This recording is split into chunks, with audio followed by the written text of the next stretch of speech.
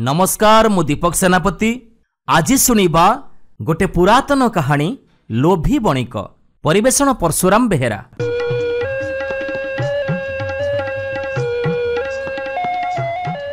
बहुकाल तलर कथा। जणे बणिक विदेशरू निज राज्य को फेरुथांती। वाणिज्य तांकर खूब सफलता मिलिथाए। से 40टी ओट पिठिरे नानादी द्रव्य लदी से सबको निज राज्य बिक्री करने को आणुथांती। रास्ता गोटे बण भितर दे जाइथाए।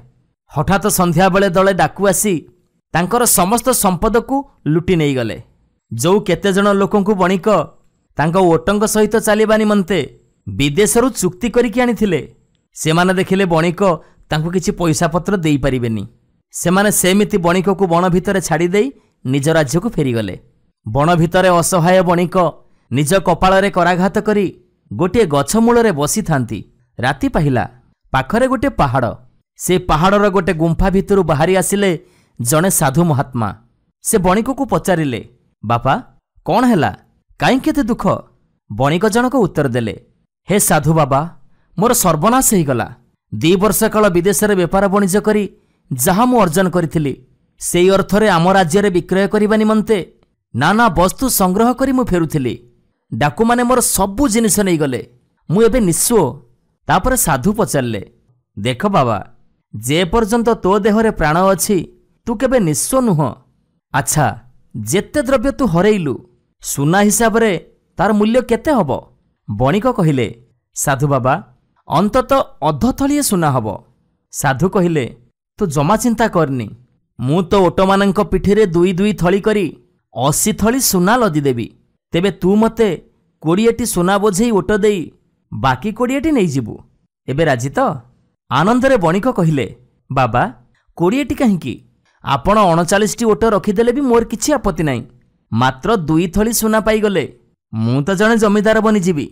साधु कहिले, ता माने 20 दुने 40 थली सुना रे तू राजा ही परिबु? हाँ महात्मा, हाँ। किंतु साधु बाबा, आपण मो संगरे थट्टा करूनांती तो? टिके संदेह भरा कंठरे पचारिले बणिक। साधु महात्मा हसिले आउ कहिले, अरे बाबा, तो सहित थट्टा करी मु कौन पाइबी? मु जानिछि ए पहाड़र गोटे विशाल गुंफा भितरे बहुत सुना गच्छित होइकी रहिछि। सेथिरु तू किछि नै जा। या परे साधु बाबा निज गुंफा भितरु गोटे छोट पात्र बाहर करी नै आसिले। पाखरे थिबा आउ गोटे गुंफा देखै से बणिक को तांको ओटगुडी को सेई गुंफा सामनारे ठिया करिबाकू कहिले। बणिक आनंद तथा कौतूहल सह देखुथांती। साधु से छोट पात्ररू किछि मलम बाहर करी निजर 2 आखिरे लगेइले। बणिक पचारिला, बाबा ये कौन?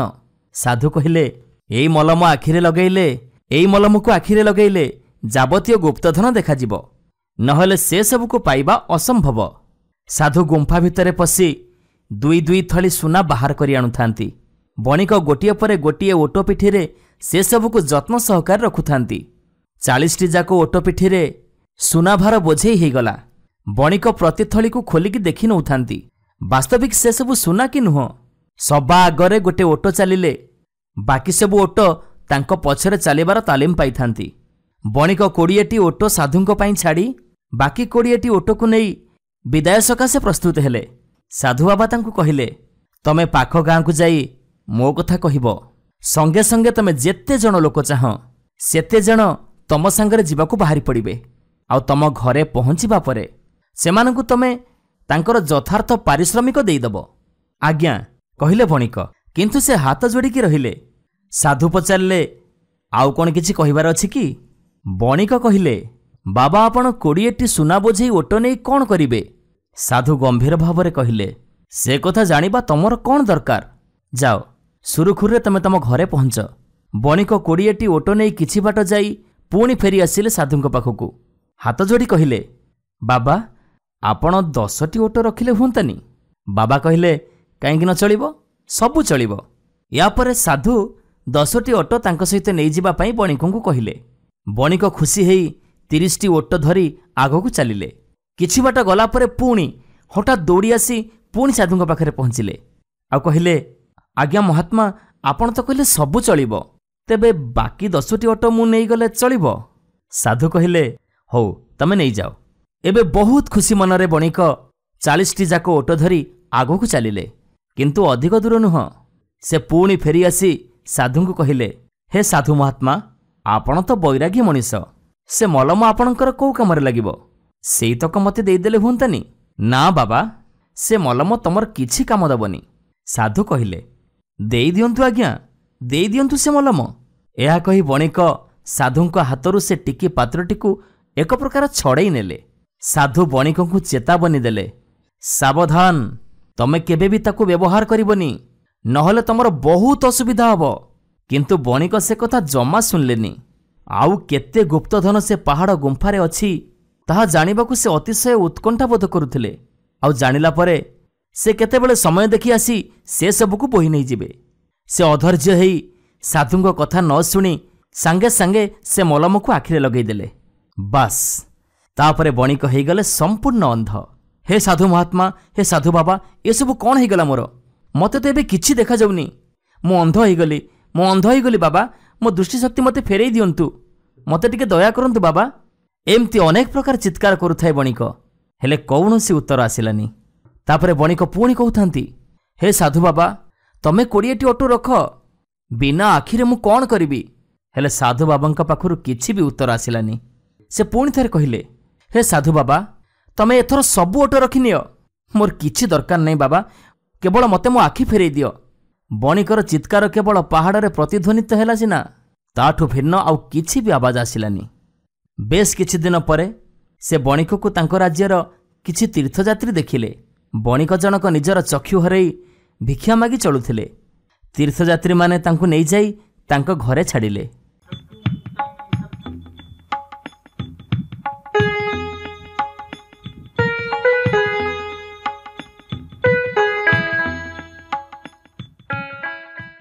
ନମସ୍କାର, ମୁଁ ପ୍ରଦୀପ ମଲ୍ଲିକ। ଆଜି କହିବି ଏକ ପୁରାତନ କାହାଣୀ, ଠକ ଓ ପରଦେଶୀ।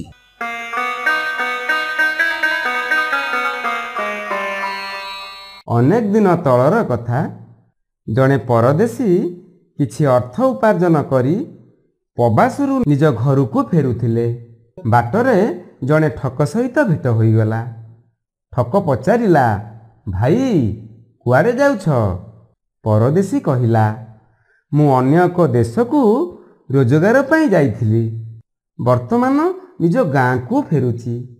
ଏବେ ଠକ ସେହି ପରଦେଶିଆଠୁ ତାର ରୋଜଗାର ଲୁଟି ନେବାର ଏକ ଯୋଜନା ମନେ ମନେ ସ୍ଥିର କରି ନେଇ କହିଲା, ଭାଇ, ତୁମେ ଯେଉଁ ଗାଁକୁ ଯାଉଛ, ମୋତେ ସେ ଗାଁ ଠାରୁ ଆହୁରି ଆଗକୁ ଯିବାର ଅଛି।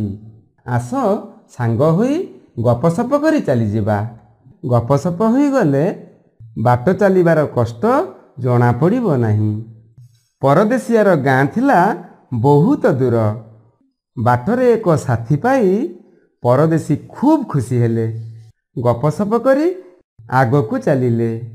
ବାଟରେ ଠକଟି ବେଶ ଚତୁରତାର ସହ କଥାବାର୍ତ୍ତା ଛଳରେ ଜାଣିଗଲା ଯେ ପରଦେଶୀ ତାର ସବୁ ଟଙ୍କା ପଇସା ଗୋଟିଏ ପୁଟୁଳିରେ ବାନ୍ଧି ରଖିଛି। ବାଟରେ ଯାଉ ଯାଉ ସଞ୍ଜ ନଇଁ ଆସିଲା। ଦୁହେଁ ଗୋଟିଏ ଧର୍ମଶାଳାରେ ରାତି ବିତେଇବା ଲକ୍ଷ୍ୟରେ ରହିଲେ। ଠକ କହିଲା, ଏ ସ୍ଥାନଟି ବେଶ ସୁରକ୍ଷିତ, ଆମେ ନିଶ୍ଚିନ୍ତରେ ବିଶ୍ରାମ ନେଇପାରିବା। ବାଟ ଚଲା କ୍ଳାନ୍ତି ଦୂର ହୋଇଯିବ। ତାପରେ ବେଶ ମିଠା କଥା କହି ଠକଟି ପରଦେଶୀର ମନ ମୋହି ନେଲା, ଯେପରିକି କୌଣସି ସନ୍ଦେହ ତା ମନରେ ନ ଆସେ। କିଛି ସମୟ ପରେ ପରଦେଶୀ ଜଣକ ଗଭୀର ନିଦ୍ରାରେ ଶୋଇଗଲେ। ତାକୁ ଶୋଇପଡ଼ିଥିବାର ଦେଖି ଠକ ତାର ସବୁ ଜିନିଷପତ୍ର ଅଣ୍ଡାଳିବାରେ ଲାଗିଲା, ହେଲେ କୌଣସି ଜିନିଷ ତା ହାତରେ ପଡ଼ିଲା ନାହିଁ। ତାହେଲେ ଲୋକଟି ଯେଉଁ ଧନ ଦରବ ଟଙ୍କା ପଇସା ଆଣିଥିଲା କ'ଣ କଲା? ଏମିତି ଚିନ୍ତା କରି କରି ଠକ ନିରାଶ ହୋଇ ଶୋଇପଡ଼ିଲା। ଦ୍ୱିତୀୟ ଦିନ ପୁଣି ଯାତ୍ରା ଆରମ୍ଭ ହେଲା। ବାଟରେ ଠକ ପୁଣି ପଚାରିଲା, ଭାଇ, ଏତେ ଦିନ ପରଦେଶରେ ରହିଲ, କ'ଣ କିଛି ରୋଜଗାର କଲ ନା ଖାଲି ହାତରେ ଘରକୁ ଫେରୁଛ? ପରଦେଶୀ କହିଲା, ଭାଇ, ଯାହା ଅଳ୍ପ ବହୁତ କିଛି ରୋଜଗାର କଲି, ତାକୁ ନେଇ ଶୀଘ୍ର ପିଲାଛୁଆଙ୍କୁ ଦେଖିବା ଇଚ୍ଛାରେ ଲେଉଟି ଆସିଲି। ଏଥର ଠକର ବିଶ୍ୱାସ ହୋଇଗଲା ଯେ ଯାହା କିଛି 50-100 ଆଣିଛି ତାକୁ ପାଖରେ କେଉଁଠି ଲୁଚାଇ ରଖିଛି। ଦ୍ୱିତୀୟ ଦିନ ସେହିଭଳି ସନ୍ଧ୍ୟା ହେଲାରୁ ଦୁହେଁ ଏକ ପାନ୍ଥଶାଳାରେ ରାତ୍ରିଯାପନ କଲେ। ସେଠି ବି ପୂର୍ବ ଭଳି ଭଲ କଥାବାର୍ତ୍ତା କରି ଠକ ଛଳନା କରି ଶୋଇପଡ଼ିଲା। ପରଦେଶିଆର ଆଖିକୁ ନିଦ ଆସିଯିବା ମାତ୍ରେ ଠକ ତା ଧନ ଦରବ ଖୋଜିବାରେ ଲାଗିଲା। ମାତ୍ର କାନିକଉଳଟିଏ ମଧ୍ୟ ମିଳିଲା ନାହିଁ। ଠକର ପୁରା ବିଶ୍ୱାସ ହୋଇଗଲା ଯେ ପରଦେଶୀଟି ପୁରା ଫକଡ଼ ରାମ, କେବଳ ନିଜ ପତିଆରା ଦେଖାଇବା ପାଇଁ ମିଛ କଥା କହୁଛି। ତୃତୀୟ ଦିନ ସକାଳେ ପୁଣି ଦୁହେଁ ଯାତ୍ରା ଆରମ୍ଭ କଲେ। ଠକ ଏଥର କିଛି ବାହାନା କରି ପରଦେଶୀଠାରୁ ଅଲଗା ହେବାକୁ ଚାହୁଁଥିଲା। ମାତ୍ର ପରଦେଶୀ ଘର ପାଖରେ ପହଞ୍ଚି ଯାଇଥିଲା। ପହଞ୍ଚିବା ପରେ ନିଜ ଗଣ୍ଠିଲିରୁ ଟଙ୍କା ବାହାର କରି ଟଙ୍କା 10ଟା ଠକ ହାତକୁ ବଢ଼େଇ ଦେଇ କହିଲେ, ଭାଇ, ତୁମର ଆହୁରି ଆଗକୁ ଯିବାର ଅଛି। ନିଅ, ରାସ୍ତାରେ କିଛି ଖିଆପିଆ କରିନେବ। ଠକ ଏଥର ଆଶ୍ଚର୍ଯ୍ୟଚକିତ ହୋଇ ପରଦେଶୀ ହାତରେ ଥିବା ଗଣ୍ଠଲିକୁ ଦେଖୁଥିଲା। ସେ ନିଜର ମନୋଭାବକୁ ଆଉ ନ ଲୁଚେଇ କହି ପକେଇଲା, ଭାଇ, ମୋତେ ଗୋଟିଏ କଥା କୁହ। ତୁମେ ତୁମର ଏ ଟଙ୍କା ପଇସା ରଖିଥିବା ଥଳିଟିକୁ କେଉଁଠି ଲୁଚେଇ ରଖିଥିଲ? ପରଦେଶୀ କହିଲା, କାହିଁକି ଏ କଥା ପଚାରୁଛ? ଠକ କହିଲା, ମୁଁ ହେଉଛି ଠକଙ୍କ ଗୁରୁ। ରାସ୍ତାରେ ଯାଉଥିବା କେତେ ଲୋକଙ୍କୁ ଲୁଟିଛି। ତୁମ ସାଙ୍ଗରେ ତୁମେ ଉପାର୍ଜନ କରିଥିବା ଅର୍ଥ ଲୋଭରେ ହିଁ ମୁଁ ଆସୁଥିଲି। ଧର୍ମଶାଳାରେ ରାତିରେ ରହିଲା ବେଳେ ମୁଁ ଶୋଇବାର ଛଳନା କରି ତୁମେ ଶୋଇବା ଯାଏ ଅପେକ୍ଷା କରୁଥିଲି। ତାପରେ ତୁମର ସବୁ ଗଣ୍ଠିଲିପତ୍ର ତଲାସ କରି କିଛି ପାଉନଥିଲି। ମୋତେ କୁହ, ତୁମେ କେଉଁଠି ଏହାକୁ ଲୁଚେଇ ରଖିଥିଲ? ପରଦେଶୀ ହସି ହସି କହିଲେ, ମୋତେ କଥା ଦିଅ, ତୁମେ ଆଉ କେବେ ପରଧନକୁ ମନ ବଳେଇବ ନାହିଁ। ତେବେ ଯାଇ ମୁଁ ମୋ ରହସ୍ୟ ତୁମ ଆଗରେ ଖୋଲିଦେବି। ଠକ ଏଥର ନିଜର ଠକାମି ବୃତ୍ତି ଛାଡ଼ିବା ପାଇଁ ଶପଥ କଲା। ପରଦେଶୀ କହିଲା, ଠକ ମହାଶୟ, ତୁମ କଥାବାର୍ତ୍ତାରୁ ପ୍ରଥମରୁ ମୋର ତୁମ ଉପରେ ସନ୍ଦେହ ହୋଇଥିଲା। ସେଥିପାଇଁ ମୁଁ ମୋ ଟଙ୍କା ଥଳିଟିକୁ ତୁମରି ପାଖରେ ହିଁ ସୁରକ୍ଷିତ ରହିବ ବୋଲି ରଖିଦେଉଥିଲି। ମୁଁ ଜାଣିଥିଲି ତୁମେ ସାରା ରାତି ଚେଇଁ ରହିବ। ତେଣୁ ଆଉ ତୃତୀୟ କେହି ଚୋରି କରି ନେବାର ପ୍ରଶ୍ନ ଉଠୁନଥିଲା। ଠକ ଆଶ୍ଚର୍ଯ୍ୟ ହୋଇ ଶୁଣୁଥିଲା। ପରଦେଶୀ ପୁଣି କହିଲେ, ରାତିରେ ଶୋଇବା ପୂର୍ବରୁ ମୁଁ ଚୁପଚାପ ମୋ ଟଙ୍କା ଥଳିଟିକୁ ତୁମ ତକିଆ ତଳେ ରଖିଦେଉଥିଲି। ମୁଁ ଜାଣିଥିଲି ତୁମେ ଟଙ୍କା ପଇସା ମୋ ପାଖରେ ଖୋଜି ବସିବ। ତୁମର ଅନୁମାନ ହେବ ନାହିଁ ଯେ ପ୍ରକୃତରେ ଟଙ୍କା ତୁମର ମୁଣ୍ଡ ପାଖରେ ହିଁ ଅଛି। ସାଧାରଣ ମଣିଷର ଏହା ଏକ ଦୁର୍ବଳତା ଯେ ନିଜ ପାଖରେ ଥିବା ଧନକୁ ଅଣଦେଖା କରି ସେ ଅନ୍ୟର ଧନକୁ ଲୋଭ କରି ବସେ। ଏ କଥା ଶୁଣି ଠକ ନିଜ କପାଳରେ ହାତ ମାରି କହିଲା, ହାୟ ହାୟ, ମୁଁ ହିଁ ଶେଷରେ ଠକି ଗଲି।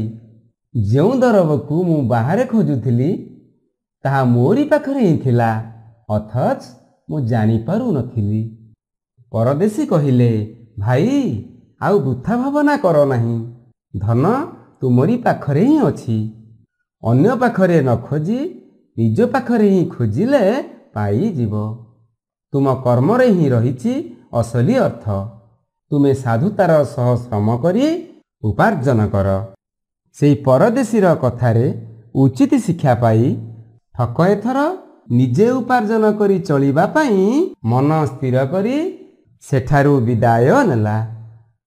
ନମସ୍କାର ଶ୍ରୋତା ବନ୍ଧୁ, ଯଦି ଆପଣମାନଙ୍କୁ ଆମ ଗପ ଭଲ ଲାଗୁଥାଏ, ଆପଣଙ୍କ ମନକୁ ଛୁଉଁଥାଏ, ତେବେ ଲାଇକ୍ କରନ୍ତୁ, ସବସ୍କ୍ରାଇବ୍ କରନ୍ତୁ।